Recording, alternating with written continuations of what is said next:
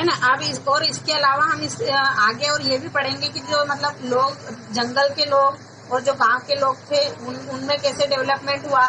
इसके अलावा जो हिंदू और इस्लाम जो कि मेजर रिलीजन थे, मतलब जो उस टाइम के धर्म थे स्टार्ट हुए थे, वो मेजर रिलीजन कैसे और उनमें डेवलपमेंट हुआ, आगे उनमें कैसे डेवलपमेंट हुआ वो पढ़ेंगे। इसके अलावा इस टाइम पे मतलब फिर यूरोपियन ट्रेडिंग कंपनीज भी हमारे सब कॉन्टिनेंट में आ गई थी, उनका आगमन हुआ।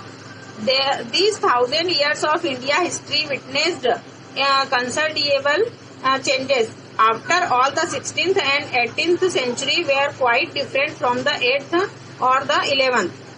इसके बाद वो बोल रहे हैं कि जो ये 1,000 years के जो इंडिया की हिस्ट्री थी उसमें हमको और भी एक चेंजेस देखने को मिला कि जो 16th और 18th सेंचुरी थी वो मतलब 8th और 11th सेंचुरी से बिल्कुल अलग थी। मतलब जो 16वीं और 18वीं जो शताब्दी थी वो 8वीं और 11वीं मतलब 8th और 11th सेंचुरी से बिल्कुल डिफरेंट थी। Therefore, describing the entire period as one historical unit is not without its problem. तो इसके लिए मतलब कि हम अगर ये पूरा समय जो कि 16 मतलब 8th से लेकर के 18th सेंचुरी तक का समय अगर हम चाहे कि हम उसको एक साथ एक स्टोरी में उसका वर्णन करें तो ये नहीं हो सकता, क्योंकि चेंजेस अलग अलग थे, है ना।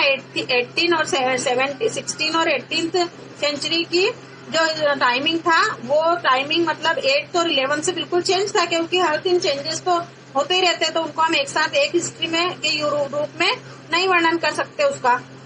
More over the medieval period is often contrasted with the modern period. हालांकि जो मिडिवल पीरियड था वो मॉडर्न पीरियड के हमेशा अपोजिट रहता, मतलब कि मॉडर्न मिडिवल पीरियड को अलग मानते हैं और जो मिडिवल पीरियड है उसको अलग मानते हैं। Modernity carries with it a sense of material progress and intellectual advancement. This seems to suggest that the medieval period was lacking in any changes whatsoever, but of course we know this was not the case.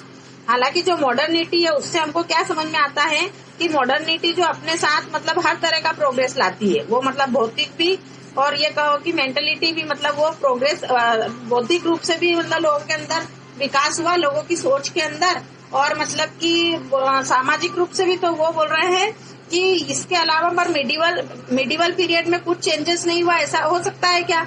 नहीं, क्योंकि changes तो हर पल होता है। आज का दिन क्या है, कल का दिन क्या है, तो फिर सोचो कि मिडिवल पीरियड से मॉडर्न पीरियड तक के समय में कुछ न कुछ चेंजेस तो हुआ होगा, है ना।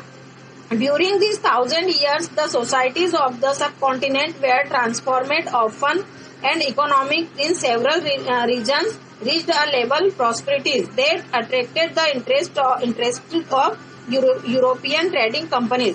अब जो ये 1000 साल का जो 1000 years का जो चेंजेस था हमारे सब कॉन्टिनेंट में, इसमें मतलब कि वो बोल रहे हैं कि इकोनॉमिकल चेंजेस बहुत ज्यादा आए। मतलब इकोनॉमिकल हम देखते हैं अगर हमारे सब कॉन्टिनेंट की जो स्थिति, तो वो देखते हैं कि बहुत सारे रीजन जो थे वो एक प्रॉस्पेरिटी मतलब एक अच्छे लेवल पे पहुंच गए थे, मतलब समृद्ध हो गए थे लोग, मतलब अच्छे ऊंचे, ये सोचो कि मतलब प्रतिष्ठित हो गए थे, अच्छे से उनके पास पैसा था। तो अधिकतर जो रीजन थे वो बोल रहे हैं several reason reached a level prosperity, मतलब कि वो एक अच्छे लेवल पर पहुंच गए थे, समृद्ध हो गए थे, और उन्होंने जो यूरोपियन ट्रेडिंग कंपनीज थी उनको अपनी ओर अट्रैक्ट किया कि इनके साथ हम व्यापार करके मतलब अपना व्यापार अच्छा कर सकते हैं। As you read this book, look out for signs of changes and the historical processes at work. Also, whenever you can compare what you read in this book with what you read last year. Look out for changes and continuities wherever you can, and look at the world around you to see what else has changed or remained the same. तो अब वो बोल रहा है कि अब आप इस साल जो पढ़ोगे 7th में, अब आप जो पढ़ोगे उसको आप 6th की बुक से कंपेयर करना कि हमने 6th में हमारी जो हिस्ट्री थी वो क्या पढ़ी और आगे अब क्या चेंजेस आया।